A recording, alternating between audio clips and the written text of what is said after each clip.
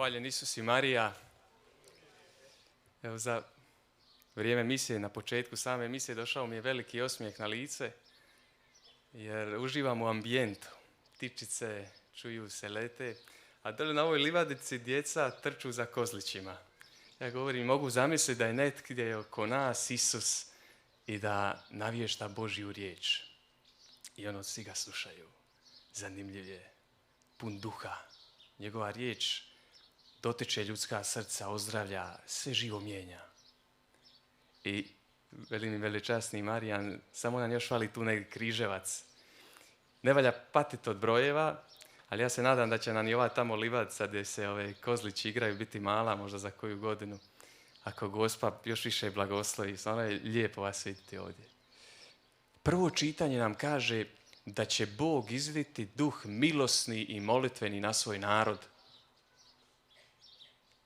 Znate, Bog je jako zahtjevan u onome što stavlja pred čovjeka. Uzmimo samo jednu Isusovu riječ. Blagosliljaj onoga koji te proklinje. Blagosliljaj onoga koji te ogovara. Samo da to radim, kako je zahtjevno. Ako te netko bez razloga ogovara, u obitelji, na poslu, ne znam gdje, ajde ga blagosliljaj. Jedan maleni zahtjev. Da ne govorimo koliko nam je Isus digao letvicu visoko, da nas poziva da ljubimo i neprijatelje. Kako je to teško. Bez Boga je nemoguće. Bez mene ne možete učiniti ništa. Zato volim reći da mi Isusa ne slijedimo hodajući, nego na koljenima puzajući. Molitvom će čovjek sebi pribaviti ono što ne može s ničim drugim. Jako je važno moliti. Na koljenima biti. Majka Elvira, osnivačica zajednice Čenakolo, je rekla, ako želiš u životu čvrsto stajati na nogama, nauči se stajati na koljenima. Zato je molitva nenadomjestiva. Nemoguće je zamijeniti. Ono što Bog po molitvi ulijeva u ljudsko srce, po ničem drugom nećemo dobiti. Prije tjedan dana bio sam u Rimu, još uvijek na studiju, i pozvali su me jedna molitvena zajednica na susret nacionalni katoličke karizmatske obnove cijele Italije. Susret se održavao u auli Pavla VI. Svetog pape, točno u sred Vatikana. I pozvali su jednu gospođu iz Amerike da svjedoči. I kad sam vidio tu taj papir, zanimalo me, pa ko je ta? Malo sam išao vidjeti na internet o kome se radi. Radi se o jednoj gospođi koja je bila prisutna kada je prije 58 godina nastao fenomen koji danas zovemo u katoličkoj crkvi obnova u Duhu Svetom. Dakle, ona je bila među prvima koja je doživjela susret s Duhom Božjim, tom grupom studenata. Samo ću kratko vam ispričati kako se to dogodilo. Dakle, ona u svojim svjedočanstvima kaže ovo. Nas 20 studenata ošlo je sa našim kapelanima na duhovne vježbe u jednu kuću u predgrađu grada. Tema susreta je bila vrlo jednostavna tih duhovnih vježbi. Duh Sveti. Nitko od nas pojma nije imao ni tko je on, ni što je on, ni jesi ga susreo. Nemamo pojma ništa. Međutim, pročitali smo neke knjige, naš svećenik je pročitao neke knjige i htio je pošto poto doživjeti tog Duha Svetoga. I on u jednom predavanju njima kaže ovo. Recite, molim vas, za vrijeme ovih vježbi neopozivo da Duhu Božjemu. Svim srcem to recite. I kaže, mi smo bili jedni ponizni, jednostavni ljudi, ali koji smo žarko molili. I stvarno oni su to napravili. Subota je bila večer, praktički zadnji dan njihovih duhovnih vježbi. Neko je imao od njih tih studenata rođendan. Spustili su se u prizemlje te kuće, počeli su feštati. I ona, da pozove sve ostale studente, popne se gore u kapelicu. Mislila je da je neko ostao, pa da ih zove doli. I ona kako je ušla u kapelicu, klekne. I promijenio se život. Kaže ona, kad sam kleknula. U tom trenutku silna Božja ljubav me je cijelu preplavila. Vatra duha Božjeg. Sljedeće što činim instinktivno, padam ničice licem prema zemlji i kažem ovo, Oče, što god tražiš od mene, učinit ću. Makar trebala i trpjeti. Samo te jedno molim. Nauči me da ljubim Isusa i nauči me da ga slijedim do kraja.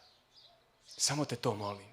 I ona stoji tako nekoliko minuta u toj prostraciji, uronjena u Boga, u milinu Božju. I spušta se do svog profesora, odnosno kapelana studentskog i kaže mu, ma znate li šta mi se dogodilo? Ona njemu opisuje ovo iskustvo. I on kaže, zanimljivo.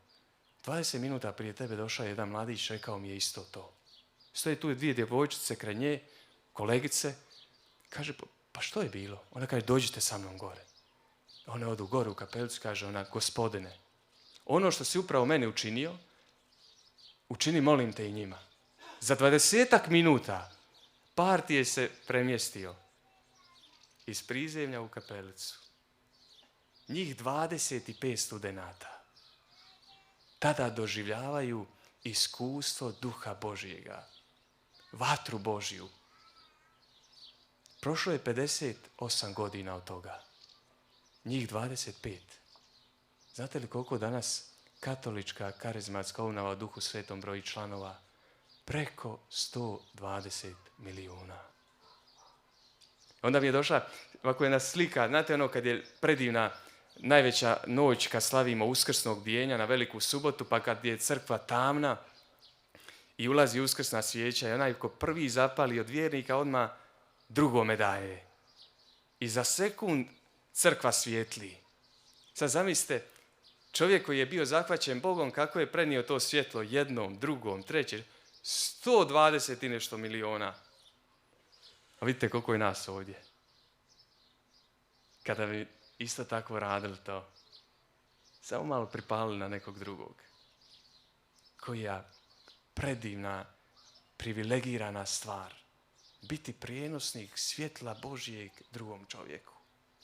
I znate što su oni imali? Imali su jedno nevjerojatno iskustvo kad ti Bog zasladi srce. Božji slatkiš. Ono, samo bi molio. Samo bi bio na klanjanju. Samo bi išao na misu. Vidim, ovdje ima i dječice, znate. Malene. Sad zamislite da roditelji daju toj djeci svaki dan slatkiše. Strunili bi zubi. A i mi stariji malo, ko voli malo više slatkog, zabolite malo ako neki slatki malo bombon pojdeš malo više što treba. Trnu zubi. I onda Bog što učini? Izgasi senzore. Makne se. Vidite kako ona tamo malecka, mislim da je tek prohodala. Evo, mama gleda prema meni. Mama kad joj je davala ruku da bi prohodala, morala je pustiti svoju ruku. Jel' tako? Onda čovjek, kad Bog puste ruku, prepadne se, gdje si? A vidite, mama je kraj nje. Znači, ona mu pusti rukicu da dijete nastavi hodati samo, da pohoda samo. Tako Bog, kad želi da mi duhovno prohodamo, makne ti osjećaj svoje prisutnosti i pustite. I onda ljudi misle, pa gdje si Bože nestao? A nije mama nestala nigdje. Eno je tamo, kad sve djeteta. Tako i Bog, tu je. I onda ljudi misle, što sam krivo napravio, što sam zgriješio, što nisam ispovjedio. Ma ne mora značiti ni da sam nešto zgriješio i da nešto nisam ispovjedio. Nego Bog želi da ojačam. Bog me želi učvrstiti u sebi. I normalno, ljudi se onda pošežu za grešnim užicima. Opet bi slatkoga. To je problem. Pretvorimo se u afektivne robove. Robove emocija. Znate, majka Terezija, u jednom trenutku, ta žena koja je vidjela Boga, imala vizije, U jednom trenutku dok se klanja, pišem svom duhovniku ovako ceduljicu, on je tamo isto bio. Kaže, gdje je Isus? Gdje je Isus? Sakrio se Isus. Majka Terezija to piše. Zato najprivilegiranije vrijeme je kad ne osjećamo ništa. Želio bi s vama jedan citat podijeliti iz svete Božje riječi, iz Svetog pisma, tako mi je dragi, iz knjige Sirahove. Kaže, sine moj, kćeri moja, ako želiš služiti Bogu, pripravi dušu na kušnju. Ako želiš služiti Bogu, pripravi dušu na kušnju.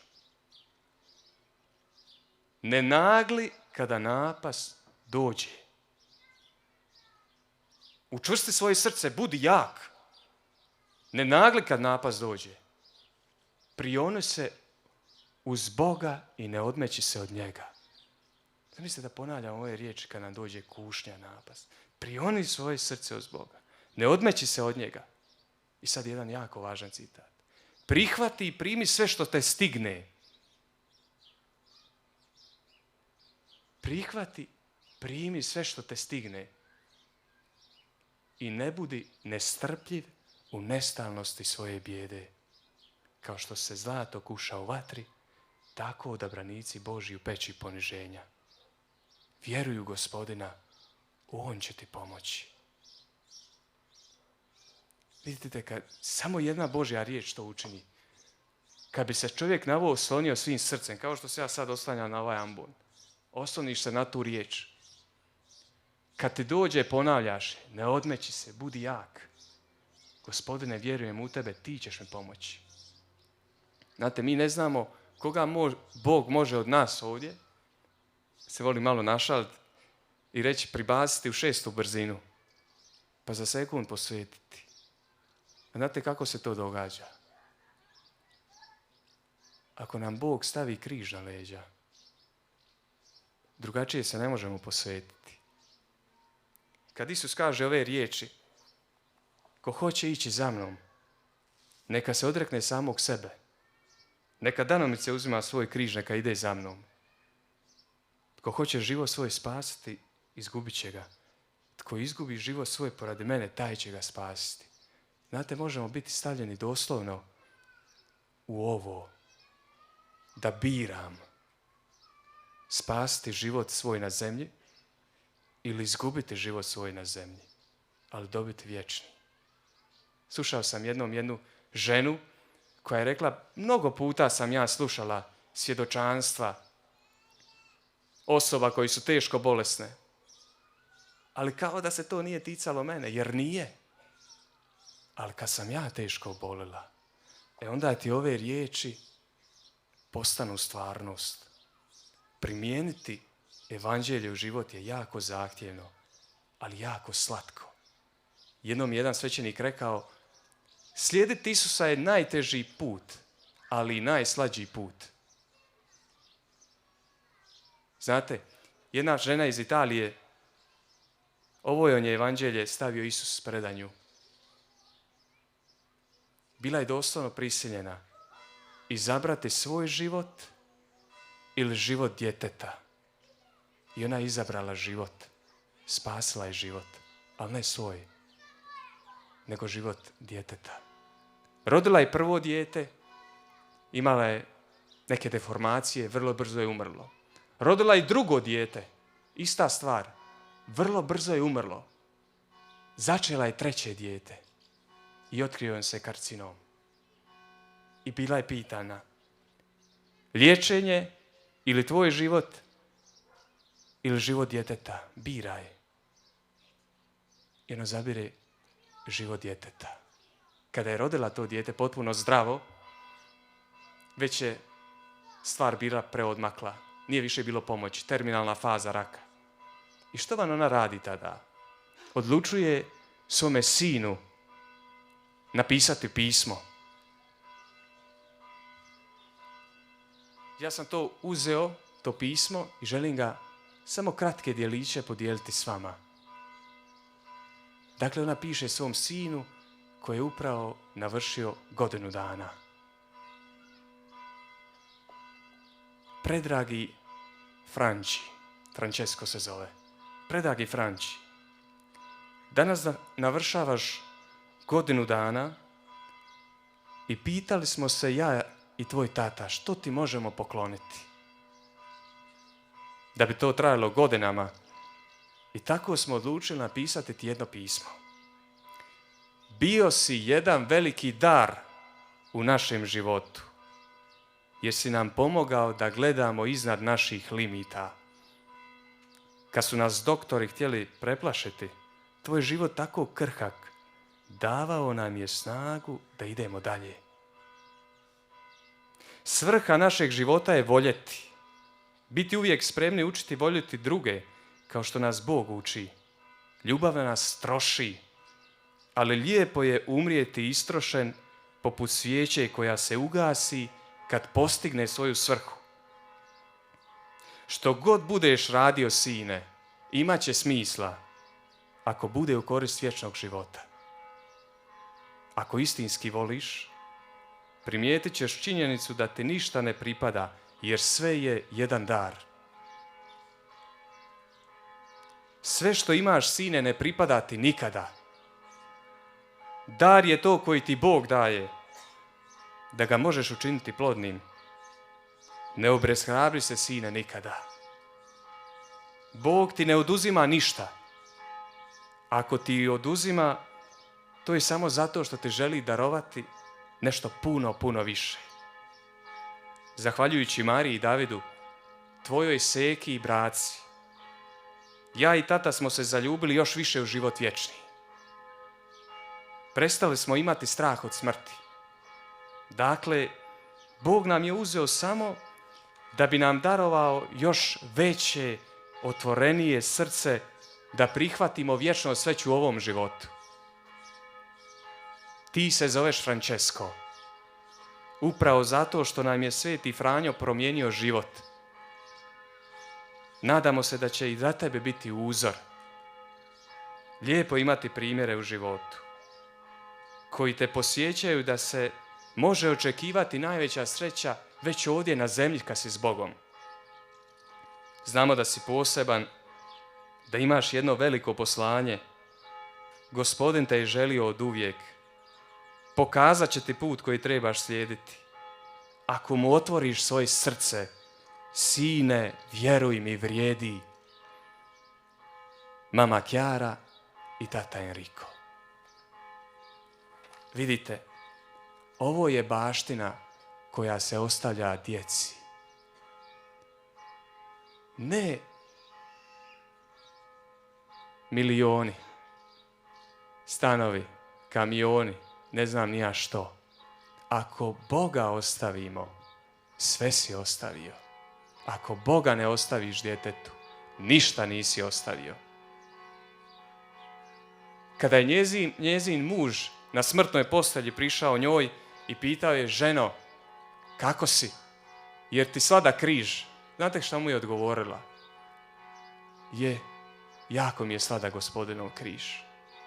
Ali onda on dodaje ovo, i to me je stvarno toliko prosvijetlilo da sam vidio da je svetost potpuno ljudska. Kaže on ovo: mi nikada nismo upoznali očaj, ali smo upoznali bol. Kako je to istinski, kako je to svetački. Nikada nismo upoznali očaj, ali smo upoznali bol. I zato ima nešto božanski i slatko kada imaš križ, a nosiš ga s Bogom. Zato Isus kaže: moj je jaram sladak, moje je breme lako. Ona umire, boli je, a umire slatko. Tako neka bude i nama, da umiremo slatko s Bogom na usnama i u srcu. Amen.